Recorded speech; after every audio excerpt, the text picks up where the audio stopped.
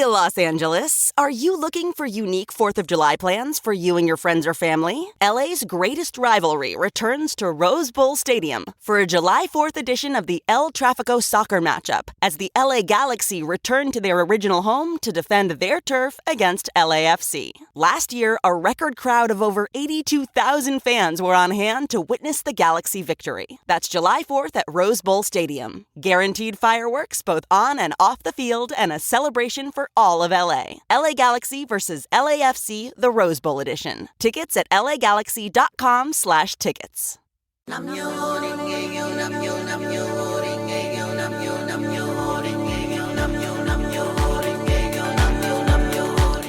Welcome back to Now. No opportunity wasted. I'm your host, Angelica Ross, and so much has gone down this week. So let's just get things started. Let's set the tone. Get the energy right with a word from Buddhism Day by Day, Wisdom for Modern Life by Daisaku Ikeda. Today's Monday, May 20th, and it says, quote, "The Lotus Sutra has the drama of fighting for justice against evil. It has a warmth that comforts the weary. It has a vibrant, pulsing courage that drives away fear. It has a chorus of joy at attaining absolute freedom throughout the past, present, and future. It has the soaring flight of liberty. It has brilliant light, flowers, greenery, music, paintings, vivid stories. It offers unsurpassed lessons of psychology, the workings of the human heart, lessons on life, lessons on happiness, lessons on peace. It maps out the basic rules for health. It awakens us to the universal truth that a change in one's heart can transform everything." I love that quote. And what I love about it is that the Lotus Sutra just has everything that you need. It sometimes reads like beautiful poetry, but there's just so many gems that just stick with you. So I definitely recommend checking out the Lotus Sutra. You can actually read it for free at nitranlibrary.org. Now, in other news, it's been a lot of drama, baby. The award for the most insincere apology goes to one Sean Diddy Puffy Love Combs. Only after security footage was released from the Intercontinental Hotel showing Cassie running for her life towards the elevator to escape Diddy in nothing but a towel did Mr. Combs finally release an apology on social media. And in true narcissist fashion, he made it all about him and the dark time he was going through. Cassie's attorney issued a statement to US Weekly following Diddy's apology saying, quote, "Combs' most recent statement is more about himself than the many people he has hurt. When Cassie and multiple other women came forward, he denied everything and suggested that his victims were looking for a payday. That he was only compelled to apologize once his repeated denials were proven false shows his pathetic desperation, and no one will be swayed by his disingenuous words." End quote. You better read, Meredith. Many of us didn't even need to see video proof to believe the allegations, but now no one can deny the abuse caught on tape. My heart goes out to Cassie and to all survivors of domestic abuse. Now, let's talk about President Biden visiting Morehouse College and being met with mixed reactions. I saw Stacey Abrams' child was bowing down to this dude like he was the queen bee. And to be honest, I have been asking myself, where has Stacey been in all of this? Ain't heard not one word about the millions of Georgia's tax dollars that went to genocide. But that bow told me everything I needed to know. Thankfully, others like Reverend Reginald Wayne Sharp Jr. preached a sermon, honey. He spoke about the millions of dollars being invested in building Cop City here in Atlanta while displacing Black families to build a mock city for police training. Baby, he was reading in that sermon. Thankfully, everyone who was handed the mic said everything that needed to be said, with the president having to sit there and listen. Speakers spoke about the need to call for an immediate ceasefire, and you can see the president clapping along. Biden even went on into his speech and called for an immediate ceasefire. But girl, I call BS. I don't believe it. When your actions continue to show where your allegiance really lies. He just sent more money for war and is still telling us that we don't have money to address America's problems.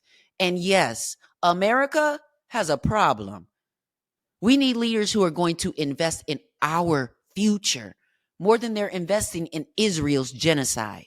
At one point, you can see faculty holding up a flag from the Democratic Republic of Congo to bring awareness to the other genocide that's happening in Congo and the Sudan, so that we can have the latest technologies and phones at our fingertips. And what I really didn't like was the fact that the protests that happened at Morehouse, that have folks turning their backs and raising their fists in silent defiance, holding up Palestinian flags, is being compared to the other protests that have been happening around the country at university campuses, and implying that those protests weren't peaceful. And we all know that those protests were peaceful until the police showed up. Those protests were peaceful until pro-Israel Zionists showed up with bats and knives and weapons and assaulted the peaceful protesters while the police stood by and did nothing. So I'll say this: I'm tired. I am done with white people creating an alternate narrative and an alternate reality where words don't mean what we know they mean, where woke is supposed to be some bad thing. I personally have been a part of grassroots movements my entire life. I started in high school being a peer educator for HIV. So activists, we have worked long and hard to create shared language that gets to the root of the issue. So when you conflate anti-Semitism and anti-Zionism, you are undermining the work of so many grassroots organizers and activists, and doing so very disingenuously. So miss me with all of that. Also, shout out to Macklemore for using his platform to push back on these false narratives and shine a light on the truth, while other rappers decide to go back and forth in a rap beef that has the entire internet gagging. A nice distraction for those of us who are constantly looking to be distracted, but for the rest of us who know how to walk and chew gum at the same time, all I can say is they not like us. Now, today's guest asks and answers the question, why does everything have to be about race? The conversation was so intense that we had to break this into 2 episodes. So take a listen to my conversation with author Keith Boykin. Hello there, Keith. How are you? Hi, Angelica. I'm doing really well. How are you? You look good. You're wearing my Thank favorite you. color, somewhere in the spectrum of golds and yellows. I love that. And it loves us. It was the last minute choice. This is the first time I've gotten dressed up in several days. I've been under the weather. So yeah, so yeah. I totally understand that. We are living in, a world that demands for us to keep it going, even though there are lots of forces around us that, from racism to COVID that we have to kind of, to flu and everything else that we have to dodge, So I totally understand, because I just got over the flu and COVID myself. So I guess that kind of answers the question. But my first question to you would be, how are you doing now? Well, I guess I'm feeling better now. I have been on book tour for the past few weeks, and went all around the country, and then I took a few days off. Originally, I was going to go to Texas this week because my mom celebrated her 80th birthday yesterday. Wow! But I couldn't make it because I wasn't feeling well enough. So I'm stuck here in LA, and I'm going out again this weekend. So hopefully by the time I head out this weekend, I'll be better. I'm going to Memphis this weekend and to Atlanta. But you're coming to Atlanta? Are you in You know, Atlanta? yeah, I am. What you coming to Atlanta for? You coming on work or pleasure? I have a book signing. I have a book signing on What date? Sunday in Atlanta. On Sunday in Atlanta with Acapella Books and Jericho Brown. You know Jericho Brown? I don't know if I know them personally, but you know what? I am going to look at I'm pretty sure I'm available, so I'm gonna be at that book signing. Oh yeah, it's going to be really hot. Jericho is a wonderful friend, and he wrote a blurb for my last book, and he's a Pulitzer Prize winning poet. And I'm really excited he's agreed to be. Amazing. He's going to be my conversation partner for the event on Sunday with Acapella Books. And the name of the book is why is everything about race? Why does everything have to be about race? Why is everything? Now, listen, what I love about that, do you know, are you familiar with a man by the name of Dr. Jamie Washington? How do I know that? I know Jamie Washington somehow. How do I know that name? He has a Washington Consulting Group or something like that. But for years, he helped to facilitate the Racial Justice Institute training for the National LGBTQ Task Force. Oh, okay. I think that's how I know him. Yeah, and they used to be called the National Gay and Lesbian Task Force, obviously, until we learned to push them to be more inclusive, even in their name. But one thing that has stuck with me that he said that I learned from him was, when he goes, is everything always about race? Yes. Is race always the most dominant issue at play in the moment? Maybe not, but it is always an ingredient in the situation, in the conversation. So, you know, I always feel like when we're having conversations about things, whenever folks are unwilling to talk about the ingredients in the moment, is I think a telltale sign that we have a problem. Well, yeah, I think that's part of what's going on right now in the country, that people don't want to talk about these things, that they're kind of sweeping it under the rug. I just saw a story in the news yesterday that in Florida, a Miami school made students get a permission slip signed by their parents just to be able to go to school and listen to a Black author speaking to their class. It's outrageous, but that's what they're doing now. They don't want any of our history to be taught. So they're sweeping it under the rug. You know, I can tell you just from my experiences traveling around the country the past few weeks, everywhere I've been, there's been a story that's been related to this. Yeah, I was in Boston a few weeks ago, and I went to the place where Crispus Attucks was killed. He was the first martyr of the American Revolution, March 5th, 1770. He was a Black man. And even that story was about race, because when they actually had a trial for the people who killed him, they played to the jury's racism. So none of those people were ever convicted of murder. That was back in 1770, right before the country even started. And I went to Philadelphia. I did a book signing there, and I went to the place on 6221 Osage Avenue where the city of Philadelphia Police Department dropped a bomb on black residents who lived in this building in 1985 in order to get them to evacuate the building, this MOVE organization, and destroyed 60 homes in the neighborhood and let a fire burn that displaced 250 people. This was in 1985 in Philadelphia. Then I went to Washington, D.C. I went to Constitution Hall, where Marian Anderson, back in 1939, was denied the right to sing at this auditorium by the Daughters of the American Revolution. So she had to go sing at the Lincoln Memorial instead. And I went to the home of Carter G. Woodson, the founder of the Negro History Week, which became Black History Month. I went to Atlanta, and I went to Ebenezer Baptist Church and had a chance to see the history there, which is all about race. And went to St. Louis, Missouri, and that's where I'm from, where I was born, and saw the history there in St. Louis, where there's a home that was 2 or 3 blocks from where I lived, which was a famous house that white people went all the way to the U.S. Supreme Court in 1948 to sue the Black people who lived there to prevent them from living there because it was a racially restrictive covenant. And they had to go all the way to the Supreme Court to allow them to, the Black people had to go all the way to the Supreme Court just to be allowed to live in the house that they had bought. I went last week, I went here in Los Angeles. I went to the home of Hattie McDaniel, who was the first black person to win an Oscar back in 1940 for her role in Gone with the Wind. And I went to her home, and the stunning part about it is that that she lived in this beautiful neighborhood, and the white people, her white neighbors, didn't like her living there, so they sued to get her to leave the neighborhood in 1949.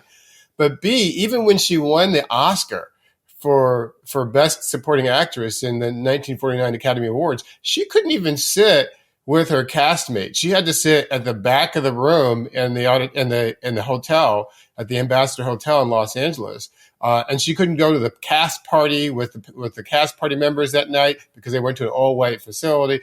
And just every part of our history, everywhere I go, all around the country, it's just the story of race is a part of who we are, and it's unavoidable in this country. Is it though? And the reason why I say because like it seems like a lot of people have developed, I think one of the things that comes with white supremacy is the ability to avoid and the privilege, you know what I mean, to think about something as either not your problem or not something that is even a conversation in your world, because your world you've created and curated in such a way in which you don't find that conversation to be valid in your world. And I see, unfortunately, a trickle down of that attitude in ways in which our own people as Black people, who at one point, I believe, were really focused on fighting for liberation. And now I think it's a little gray in that some of us are fighting for access, to privilege and access to the privilege to not all these issues that affect the world, but they don't affect me. Even to see some of our young Black folks who would say racism, why, whatever do you mean? Well, yeah, there's two parts to that question, I think. And so the first part is about how white people perceive this. And truth is, yeah, you're right. A lot of white people don't perceive racism as an issue that affects them. And it's their problem, ain't it? I mean, I know we are experiencing the brunt of it, but I've heard it spoken about in certain ways in which it is a white problem. Well, it is largely a white problem because white people are the ones who created it in our country. But the other part of it is that they still are affected by it, even though they don't realize it.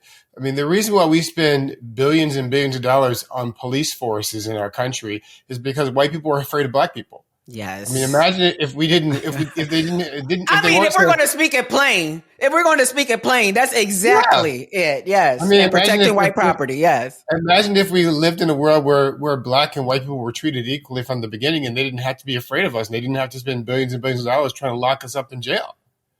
Where people actually had equal access to jobs and healthcare and education. Well, and can I make a connection? And I don't know. I might be wild. This might be wrong. We might even have to edit it out. I don't know. But what I'm gonna say is this: when you say, because I'm thinking about Palestinians who have been experiencing ethnic cleansing since 1948 and the Nakba and all of the things or whatever. And then again, none of us wants to be someone who is excusing violence and saying that violence is ever the answer. But it always seems like it is the answer for white people when it comes to how they respond to their fear of us, how they respond to certain things. And at least some of the reflection I'm seeing in this moment is I feel like a lot of white folks have been afraid that we as Black people would one day respond in a way that ain't about church and forgiveness, but is a way that is about violence and responding in a different way.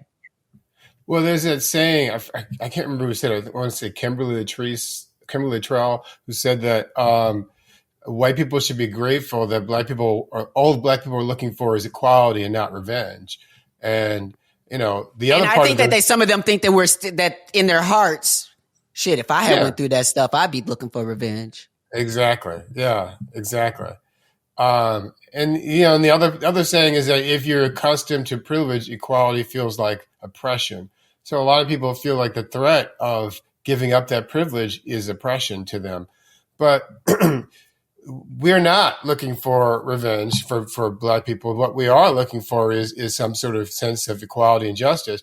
And I would go back to what Dr. King said years ago, that there's a difference between a negative peace and a positive peace. A negative peace is the absence of tension.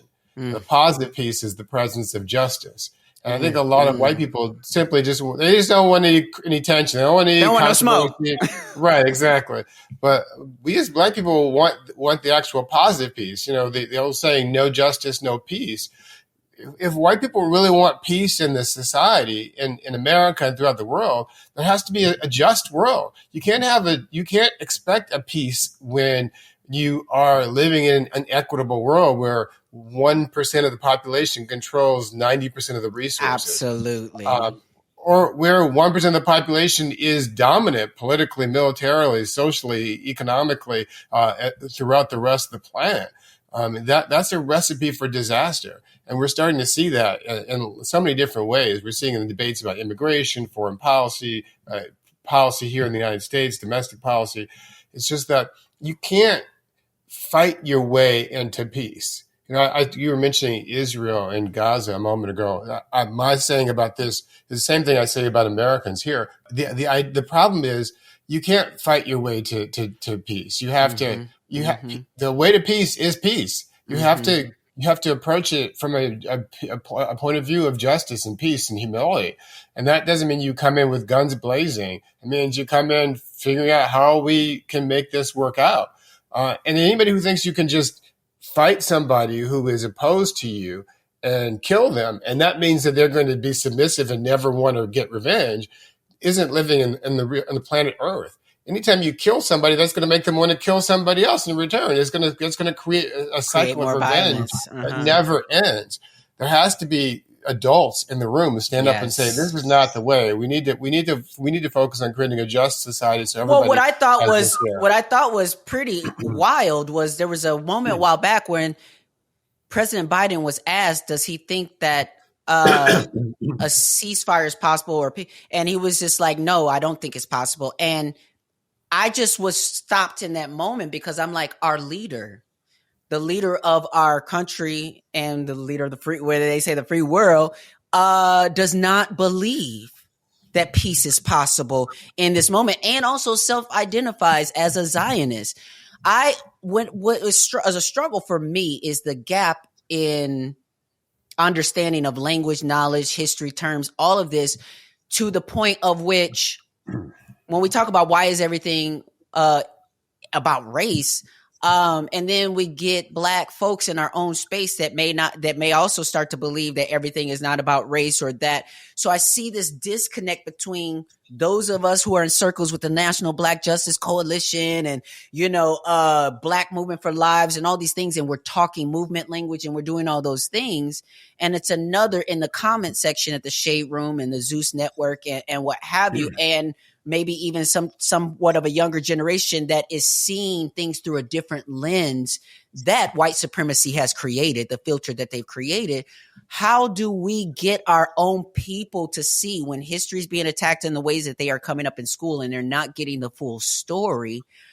How do we work with the youth as well as folks now to understand the elements that are at play? Well, I think you said something earlier that is important, which you said that there's a lot of people who don't necessarily want justice. They just want access. They want access to that privilege. And I think that that's a troubling trend, but it's unavoidable because that's what America teaches us. And the truth is that access will never apply to everyone. You can have all the money you want, but at some point you're still Black. If you walk outside and you're a billionaire and you're Black and you try to get a taxi cab in New York City, the taxi cab driver doesn't know you're a billionaire. They just see you're a Black person on the street and they don't pick you up. if you walk into a department store and you're a billionaire and you're black, the security guard doesn't know you're a billionaire unless you Baby, have they some got sign Oprah on it together says, at Hermes back right. in the day, didn't they? Yeah. Yeah, they sure did. When Oprah went to what was it, the boutique, Hermes. and they wouldn't let her in. I mean, your black skin is an indicator of fear to a lot of people in this country and throughout the world because of the racist programming that comes from our country. And it doesn't matter how much money you have, you can't buy your way out of that. And that's what people miss out. So yes, it's important for us to have access to be able to take advantage of the opportunities society has for us, but access for what? Access just to be able to sit in our comfortable corners and be away from all the oppression that other people in our communities are suffering through, or access to use your power and privilege to be able to make a better world for everyone else. Well, so I mean, yeah, because there's a lot. I feel there's a lot I can definitely unpack there, but I want to go. There's so much that I want, oh my God, I love talking to you, number one, because I don't know how you have all this information in your brain. Like even when you were first talking about naming years of this, when that happened in Philly and all, wonderful. And I love that we have folks like you that can do that. What year was it? What year was it when you were a White House aide with Clinton? What was about that time? 1990s. I worked for Bill Clinton from 1992 to 1995, essentially. Yeah. So my question to you is, because I have had my own experience as a black person with decolonized politics, or at least, decolonizing in that space.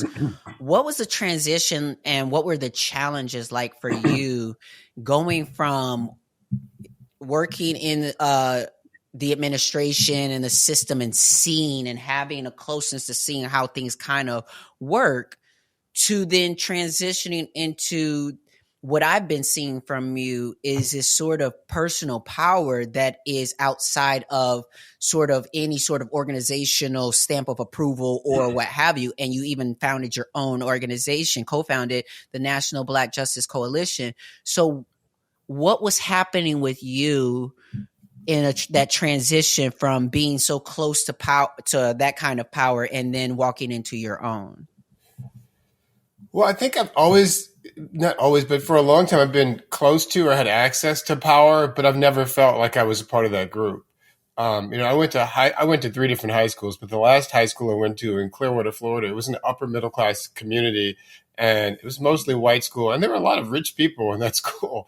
I wasn't one of the rich people, but I was there, and I knew what they were like. And I went to Dartmouth College for undergrad, and went to school with 2 Rockefellers. Even one of our buildings that I studied classes in my government political science classes was named after my classmate, my schoolmate Nelson Rockefeller's father. Right. I was never a part of that, but I knew those people were around me. And then I went to law school with future President Barack Obama. Then worked in the White House with Bill Clinton and so many other people. And I think despite those experiences, I never felt like that those things identified me, that I still had core beliefs. And part of it was that I knew that I was a black gay man. I mean, I didn't always know that, but by the time I came out, I knew I was a black gay man. I knew that I wasn't never going to be welcome and fit into a lot of the spaces that other people were. I think a lot of that has changed, fortunately, thanks to so much work that's happened. But still, there was a sense of being an outsider from the beginning, a sense of not being fully included. So by leaving the White House and going to work, the first job I worked was a Black LGBT group in Los Angeles, and then I wrote books, and that was all part of the effort of really just understanding who I was and understanding that my identity was just as important as the causes of all these other groups and people I've worked for. And I'd worked for, I think, 6 political campaigns over the course of the year. But wow. I have to tell you this. I mean, I've worked for a lot of political candidates. I never agree with any of them completely on 100% on any issue. And some issues I vehemently disagree with. I've always been opposed to capital punishment my entire life. But Bill Clinton supported it. And, you know, you have to reconcile those things when you're working for somebody. I supported the idea of LGBTQ inclusion and gays in the military. And Bill Clinton came up with some horrible compromise called Don't Ask, Don't Tell, which was unworkable and unsustainable. And even he acknowledges now that was a mistake. But that's part of the challenge of working in a political environment, that you sometimes have to work for people whose views you don't completely share, but you feel like you're moving the ball forward in some ways, advancing the agenda and as much as you can. So that's part of the reason I was able to do it. You know, because it's just what I feel like when I'm watching this political circus is I just feel like I've gone from being a child who didn't know how a lot of this stuff works, I hearsay and, you know, whatever, to being a 43-year-old adult and realizing you got a lot of people who we have put in position who do not know what they're doing, or who do not know what they're talking about, or who do know what they're doing in order to, you know, create the chaos that they're trying to create. I guess the question I'm trying to ask you is, like, when did you know that? Because like you said, maybe you always know, because maybe you always know, because like, as you were saying, you went to law school with, you know, now President Barack Obama. So knowing that is what's challenging me is I feel like, you know, you are smart and you know a lot of things, and yet you're acknowledging that you have to work with folks who you may not agree with on, you know, certain things or policy. But does there ever become a point where you might assess that working with the system in certain ways is not as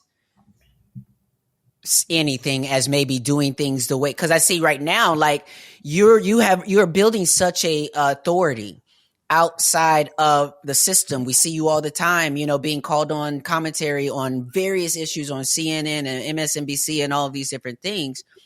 But I also am looking at you and I'm like, well, brother, is you running for president? Because you could, I feel like, and I'm not even that smart, but I feel like you are smarter than a lot of the people in there. Is that even in something, or do you feel like you wouldn't be able to have the similar effects in the system as you do right now? I think you hit the nail on the head. I think a lot of people in office are probably smarter than we give them credit for, but the system either corrupts them or doesn't allow them to be free about who they are and what they can accomplish. The system is broken, and that's the fundamental problem. And it's true on almost every issue. It can't get anything done because the system is broken. Yeah. I mean, the classic example I always mention is that I live here in the state of California. We have 39 million people who live here, and it's the largest state by population in the country. And we only have 2 U.S. senators. Meanwhile, the tiny little state of Wyoming, which is overwhelmingly white, rural, and Republican, with only 600,000 people, they also have 2 U.S. senators. That's unfair that they have the same representation for that 600,000 white people in that rural Republican state that we have for nearly 40 million people here in this diverse state of California. Absolutely. That's a structural impediment that can't be changed just by me being elected to the Senate or something like that. You need to make sure that there are systematic changes so that can't continue to happen. Well, do you think that there is a solution or approach? What can we be doing? Because you say, okay, the system's broken on almost so many. Yes, and I completely agree, because even as I start to do the discovery work of my own path to politics, my point of concern is this two-party system. And it's a huge concern for me, because I feel like it is it's like the bedrock of so much that's going wrong right now. And people even pretending to be on one side and really being on another because it's two sides. And so when I look at even if we wanted an independent candidate and someone to come through, it's like an impossible path for them to be on the ballot because of the two-party system. So is there a way, do you see, because listen, I'm asking the right person. So how can we fix a broken system? Is there any way we can get past this two-party system? Well, I don't think the two-party system is the problem because it's technically not a system. It's just a de facto situation. The Constitution doesn't set this up. There's nowhere in the federal law that requires us to have two parties. And it wasn't originally designed that way. Originally, it was designed not to have political parties, but it came along very soon afterwards. The problem is that the system was designed to prevent radical change. It was designed to protect white male property owners. That's who they created it for. I mean, the Constitution said that black people like us were 3/5 of a citizen. Mm-hmm. We weren't supposed to be included in this at all. And we couldn't even elect senators directly in the original Constitution. That was wrong. It still don't allow you to directly elect the president of the United States. We have to go through the Electoral College, which needs to be abolished. But all these different systems are really the core of the problem. And once you uproot that, then you can start to have the real positive progressive change that people want. But I say that there's a two-pronged strategy, a short term and a long term. Mm-hmm. Short term is the part that people don't want to hear, but it's really the most important thing. And that is people have to vote. Yeah. I know I agree.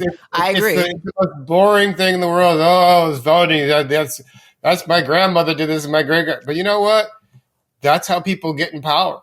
And when I say vote, I don't just mean voting for president. That's the easiest thing to do. All the local elections.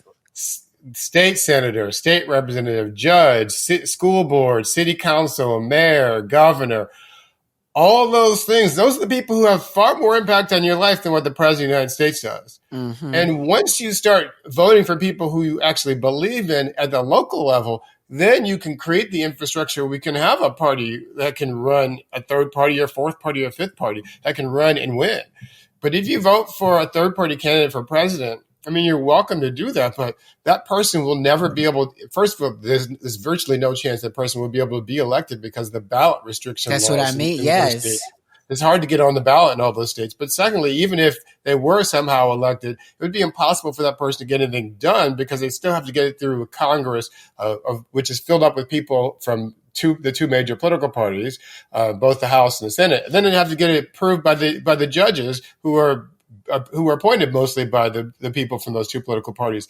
So the way to create that change is to start from the bottom up and vote at every election. And if you don't where does the independence start on the state level? I mean, on the local level, like meaning, do you always have to go in as a Democrat, even on the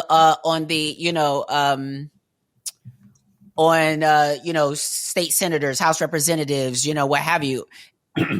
Because let me give you context to why I'm asking this. The reason why I'm asking this, I'm just going to draw a fantasy world for a second. The reason why I'm asking this is I personally have come into this evolving of my being to not be as binary as I used to be in my life, in my presentation. I'm now identifying as a non-binary woman or trans person or what have you. And so non-binary, not sort of attached to the extremes. And then, look, I have never agreed with Republicans on their foolishness, but there is a saying, I'm with you when you're right.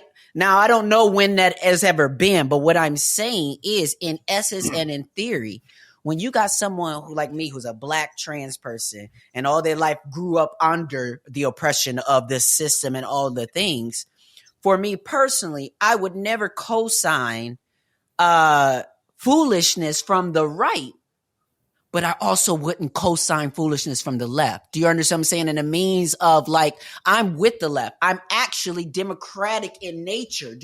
Independence is independence, but I'm democratic in nature. But we have a Democratic Party full of conservatives. So, and also full of other things. And so I feel like the answer I don't is think that's coming up. true. I don't No? think that's true. I don't think the Democrat. I think the problem is.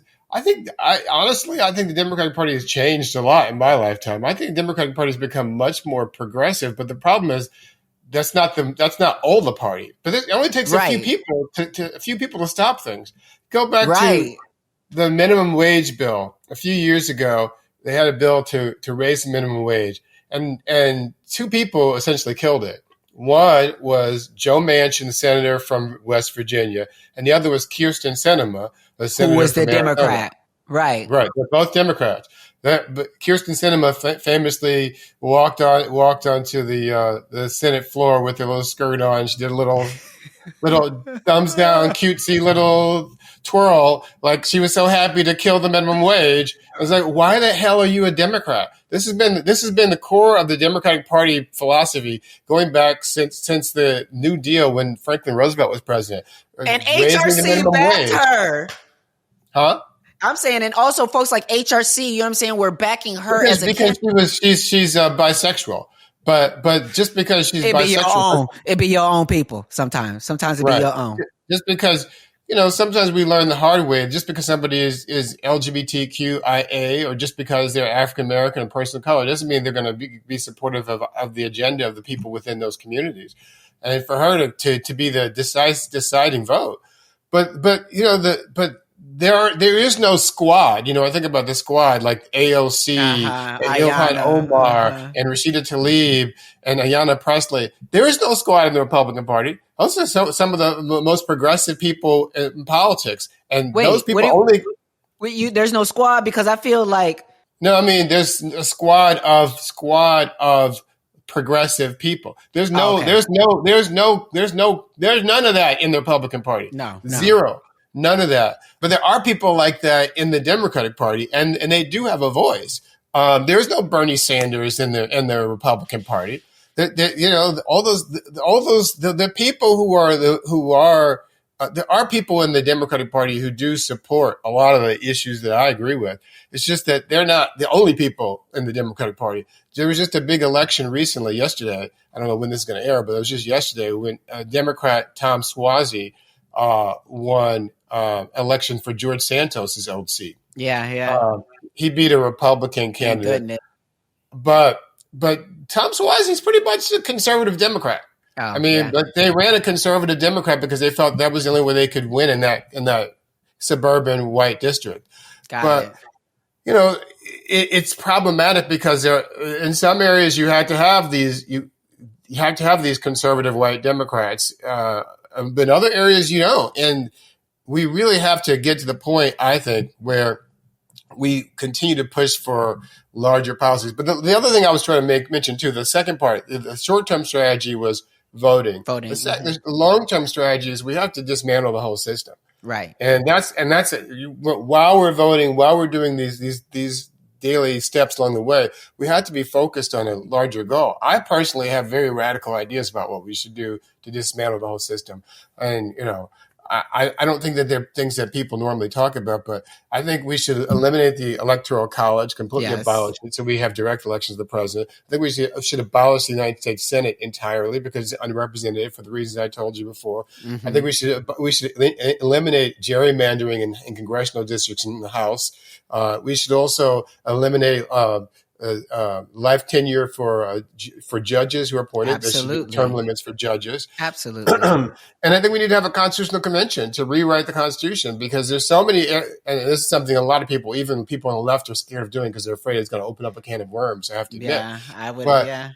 But I feel like there's a lot of things we've learned just from watching Donald Trump that the Constitution clearly wasn't ready for, or didn't anticipate what situation we're in. But if there's no way we would create a country in 2024 with the rules we set up in 1788. Correct. And so we need to rethink the whole way we did this. In South Africa in the 1990s, when Nelson Mandela became president, after decades of apartheid, they rewrote their constitution. They put marriage equality into the Constitution. They put support for LGBTQIA rights in the Constitution.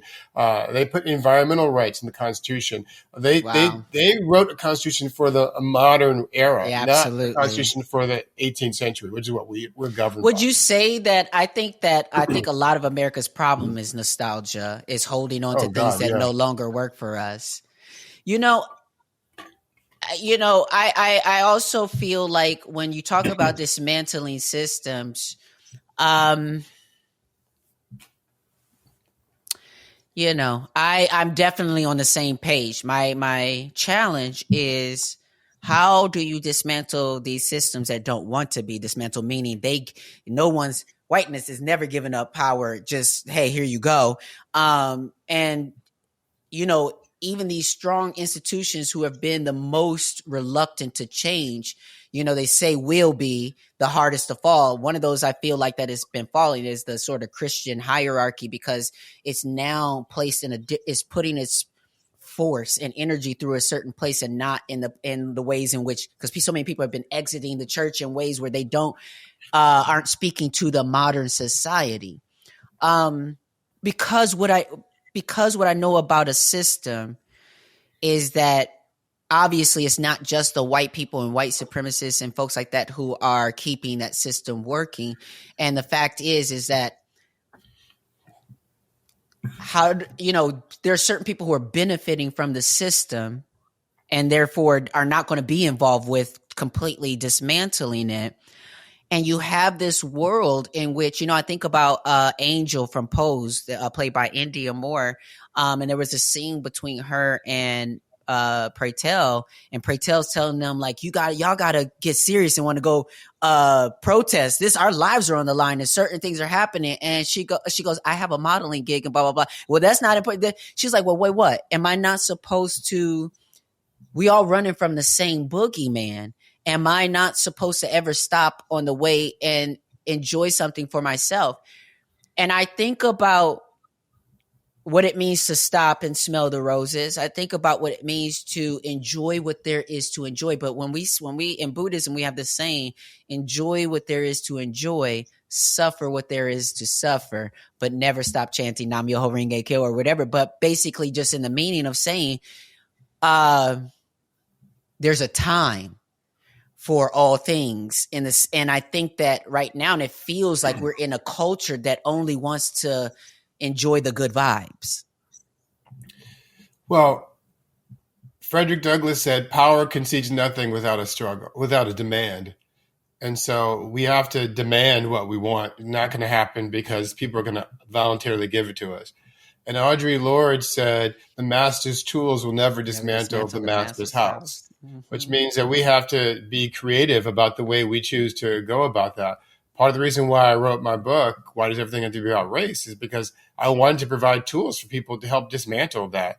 I wanted people to know that, yes, you don't have to. Another famous quote I want to mention, too, from Toni Morrison. Toni Morrison once said in a speech in 1975 at Portland State University, she said, the function of racism is distraction. They say the very serious function of racism is distraction. Somebody says your head isn't shaped right, so you have scientists proving that it is. Somebody says you have no art, so you have to dig that up. Somebody says you have no culture, so you have to prove that. And she says none of this is necessary. There will always be one more thing. The purpose of it is they want us to be distracted. So I say, in response to your question, we have to do two things. Yes, we have to take care of ourselves first, because if we don't take care of ourselves, we can't help anybody else. Absolutely. Part of the reason why I'm sitting here at home, sick, recovering from my illness, instead of being out on the road doing something right now. And then secondly, we also have to understand that we are connected. We have we have to have some sort of consciousness. We don't have to spend all day, every day, thinking about all the problems of the world and being burdened by them. But we have to be conscious enough to know how we can use our power, our wealth, our celebrity, or whatever it is that we have, whatever kind of privilege we have, if we have any, to use that, to leverage it for good. So yes, there's a combination of things. Live your life by all means. Enjoy your life by all means. But also recognize that there are people who are still struggling and need help. and you can be the person to help provide that to them. And what I love about what you said as well, because you said, if you're a celebrity and, you have that privilege or platform to use, and one of the messages that I want to continue to share to folks, everyone listening, is that privilege is perspectival, and that, you have so many folks who take for granted the very real privileges in their life, whether that is the privilege to hear this podcast, whether that is the privilege to see and watch the video on YouTube or what have you. And so there's many ways in which I think we're in such a world of problems, and we sometimes can get trapped in our own problems, like and that you don't, or even oppression Olympics can get trapped in these spaces, but not realizing these places where we can turn our perceived privileges or our real privileges into some form of power in a place, whether that is speaking up and saying, I would love it if you could put the subtitles on, because my hearing is not that great from back here. So if I, so that maybe the person who hasn't revealed their death in the room doesn't have to be the one, speaking up on those things.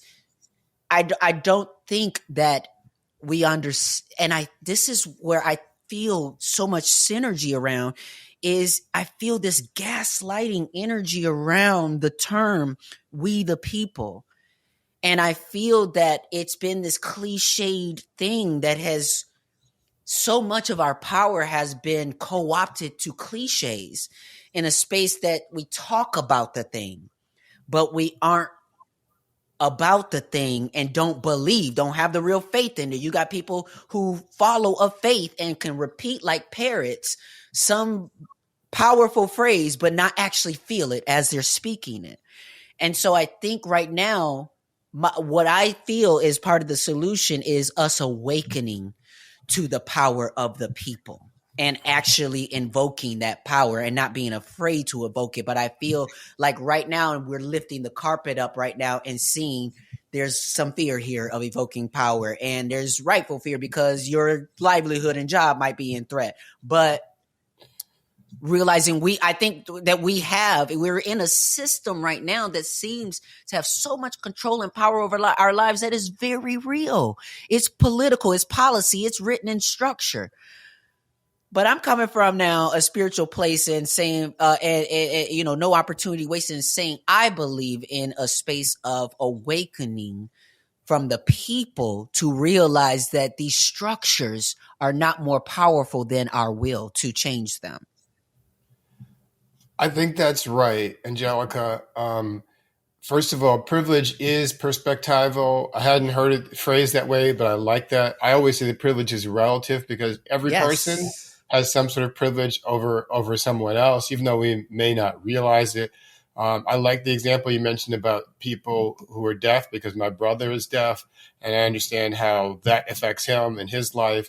And I also understand the spirituality element to this, because I believe in the spirituality of abundance as opposed to scarcity. I think that people play on the scarcity mentality often, that there's limited resources in the world. So we have to constantly fight each other, because if this person gets something, I might not get something. If this immigrant gets in this country, then that means I won't be able to have my job. Or if this trans person can use a bathroom, then that means that somehow that's going to affect my safety. Or if this black person can go and vote at a voting booth that or is fly available a plane. to them, fly a plane or operate as a surgeon or anything else, that somehow that's going to affect me. And all these things are based on this scarcity model of thinking, which is, in my judgment, anti-spiritual. It's so ironic to hear these people who call themselves Christians, by the way, going around talking about locking people up and deporting immigrants and how hateful they are toward all these different groups of people. And I'm like, what? Not wanting to feed the poor, not wanting to protect children for real.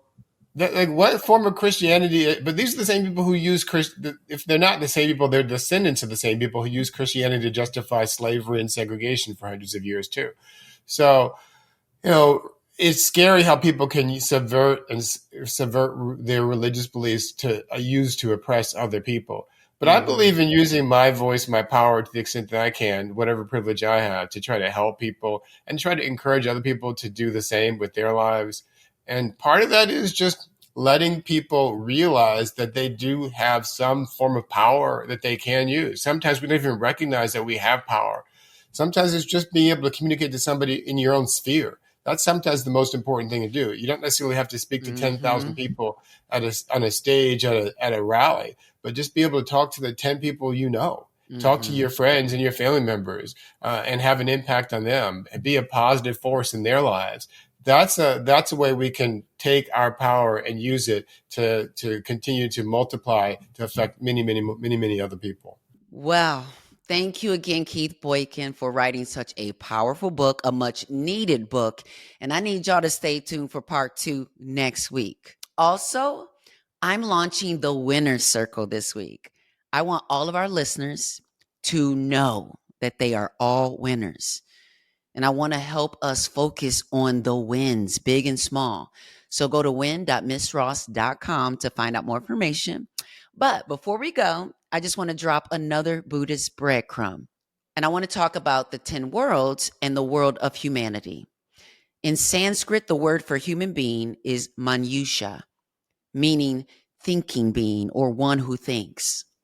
When in the state of human being, we can perceive cause and effect and distinguish right from wrong. Discernments that are the basis of wisdom and common sense. This is where people strive to control their impulses and make sound decisions in this state. Now, I bring this up because I believe that so many people are not just losing their religion, they're losing their humanity and giving way to their lower selves or living and dwelling in anger, arrogance, animality, hunger, and hell.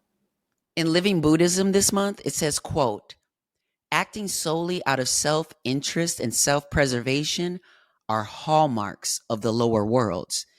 Yet from this state of humanity, we can start stepping out of the lower worlds and make our purpose in life the betterment of ourselves and others. That's how we can tap the life force of the higher worlds. That's in this May's Living Buddhism. So this week, I'm going to need y'all to tap into your humanity. Collectively, our humanity is on life support. We are losing lots of lives because we cannot see the value inherent in all life, in all children, regardless of nationality. May you be part of the resurgence of our humanity. No opportunity wasted.